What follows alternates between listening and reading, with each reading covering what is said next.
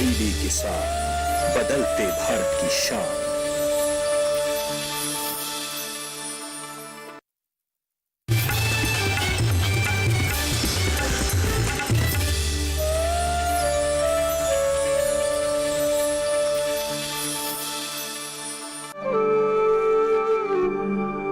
नमस्कार, आप देख रहे हैं दूरदर्शन किसान। कोविड-19 पर खास कार्यक्रम कोरोना से कैसे लड़े किसान में आपका स्वागत है। मैं हूं मोनालिसा। किसान हितकारी प्रयासों के बारे में कृषि एवं किसान कल्याण राज्य मंत्री श्री कैलाश चौधरी ने डीडी किसान से अपनी राय साझा की है। आइए देखते हैं इस पर एक रिपोर्ट। कोरोना काल किसानों के लिए एक अवसर बनकर आया और हमारे देश के प्रधानमंत्री माननीय नरेंद्र मोदी जी ने जैसे ही लॉकडाउन लगा तो किसानों के सामने एक बड़ी समस्या ये खड़ी हो गई कि जो फसल खेत में है वो हम कैसे काटेंगे।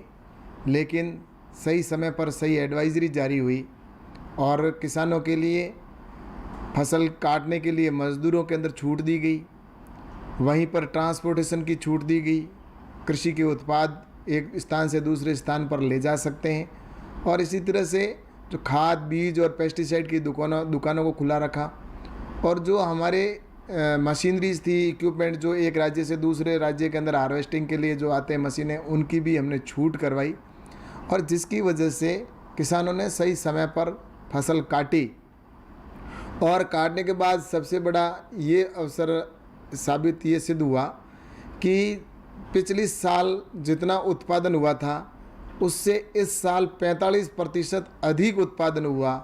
तो इससे साफ जाहिर होता है कि किसानों की प्रधानमंत्री जी ने चिंता करते हुए एक जो एडवाइजरी जारी की और जिसकी वजह से किसानों ने सही समय पर फसल को काटा और मार्केट के अंदर बेचा। और इसके साथ ही हमने जो हमारे खरीद केंद्र है वो भी पंचायत स्तर पर कोऑपरेटिव के माध्यम से खरीदने की पहली बार परमिशन दी। इसके साथ ही हमने किसान रथ ऐप भी लॉन्च किया ताकि किसानों को कोई ट्रक लाने के लिए आवश्यकता पड़े तो वो ओला उबर के सिस्टम जिस तरह से वैसे अब किसान ला सकता है अपने ट्रक या ट्रैक्टर है। इसके साथ में हमने CSC सेंटर जो उनको कस्टमाइजिंग सेंटर है उनको भी जोड़ा।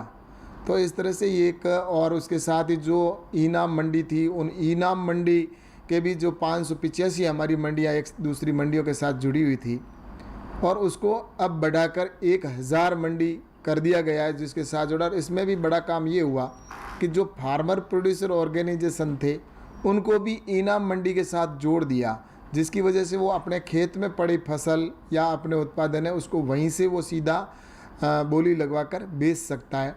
तो ये किसानों के लिए ये कोरोना काल एक अवसर के रूप में साबित हुआ है। और इसमें भी जो प्रधानमंत्री जी ने आत्मनिर्भर भारत के लिए 20 लाख करोड़ का आर्थिक पैकेज की घोषणा की थी, उसमें 4 लाख करोड़ रुपए का एग्रीकल्चर के ऊपर खर्च होगा, जिसमें 1 लाख करोड़ एग्रीकल्चर इंफ्रास्ट्रक्चर के ऊपर भी खर्च होना है।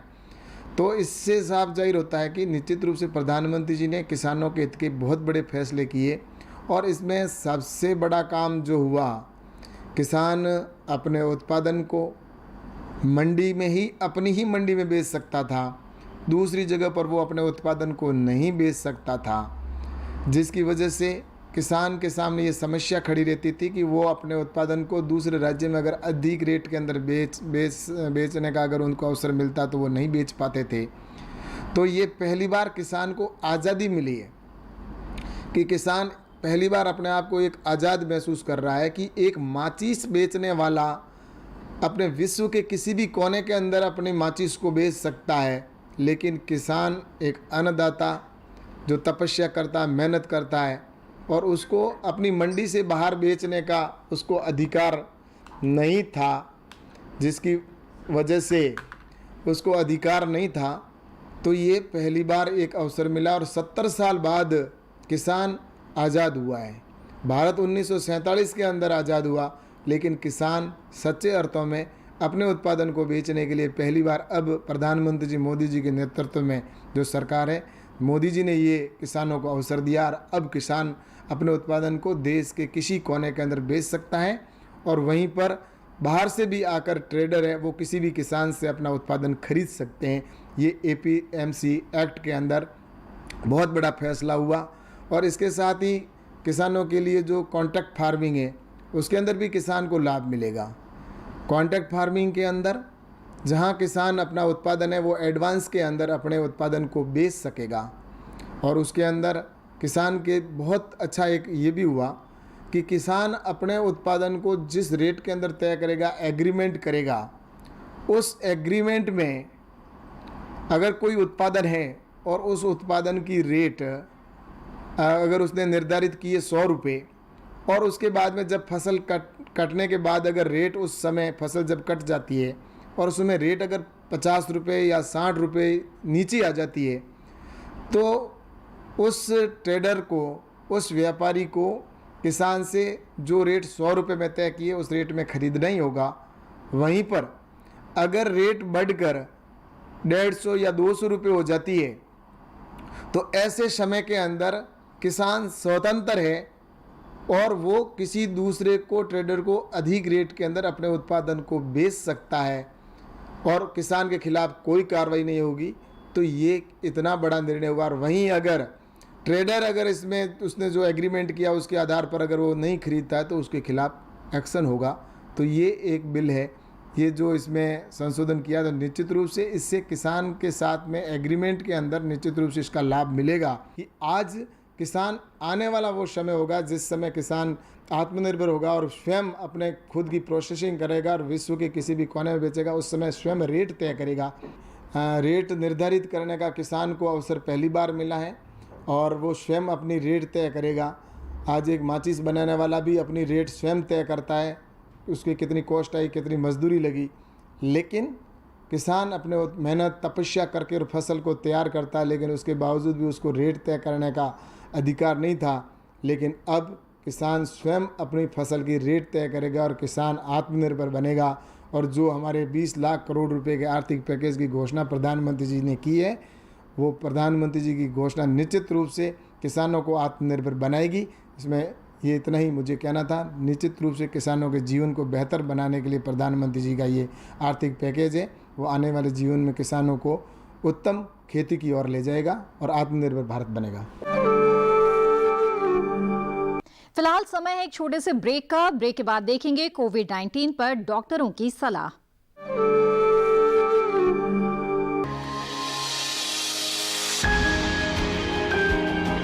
सहेजें कण कण को, सुंदर दे रूप रंग आकार,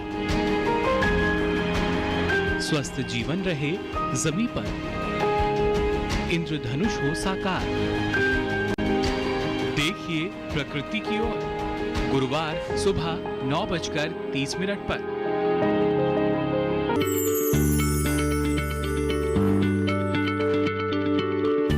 क्या आप किसी बीमारी से परेशान हैं? चाहते हैं डॉक्टर की सलाह? तो हम हैं आपके साथ, बताएंगे आपको जीने की राह। समस्याएं आपकी, समाधान देश के मशहूर विशेषज्ञों के।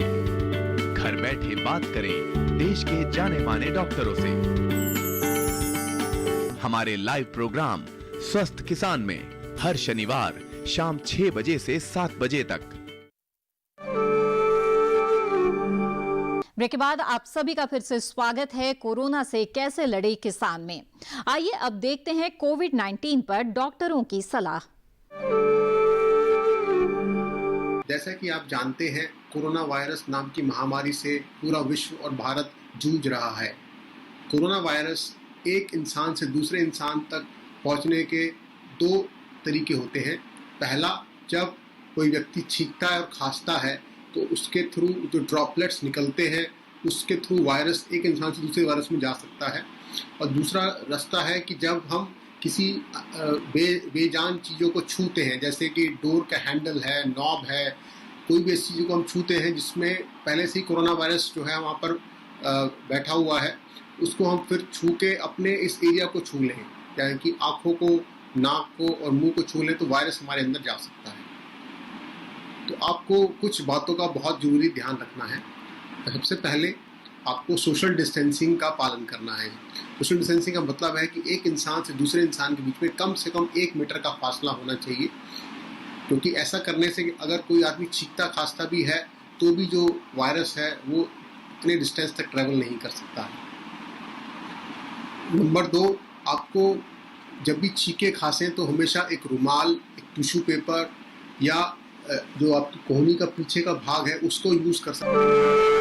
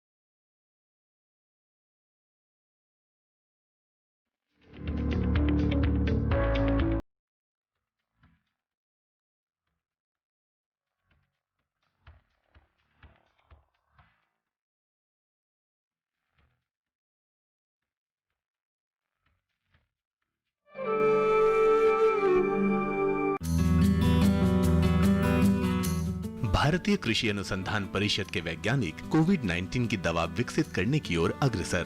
वर्तमान में व्याप्त कोरोना महामारी विश्व समुदाय के लिए इस सदी के सबसे भयानक संकट के रूप में उभर कर सामने आई है।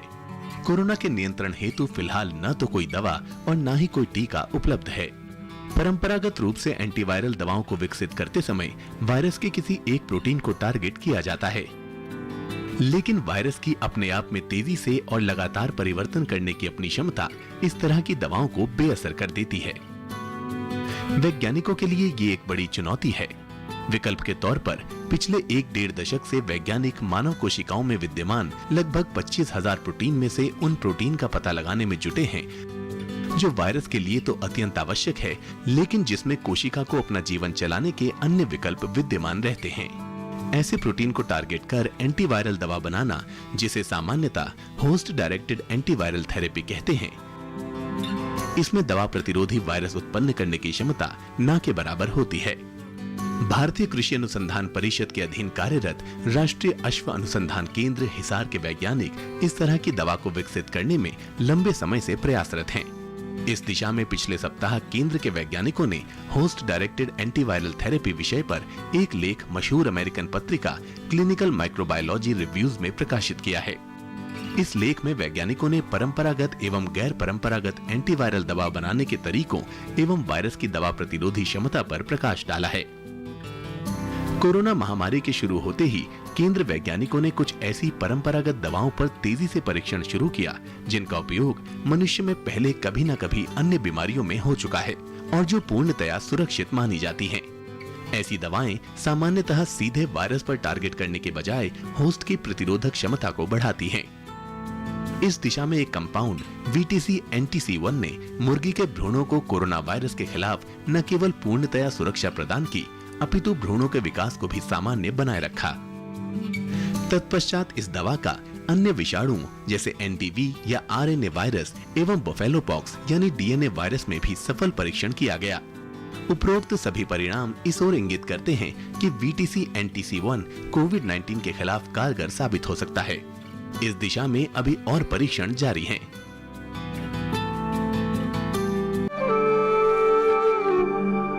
किसान साथियों, अपने स्वास्थ्य का ध्यान रखें, ICAR के दिशा निर्देशों का पालन करें। आज के कोरोना से कैसे लड़े किसान में बस इतना ही। मुझे दीजिए इजाजत। नमस्कार।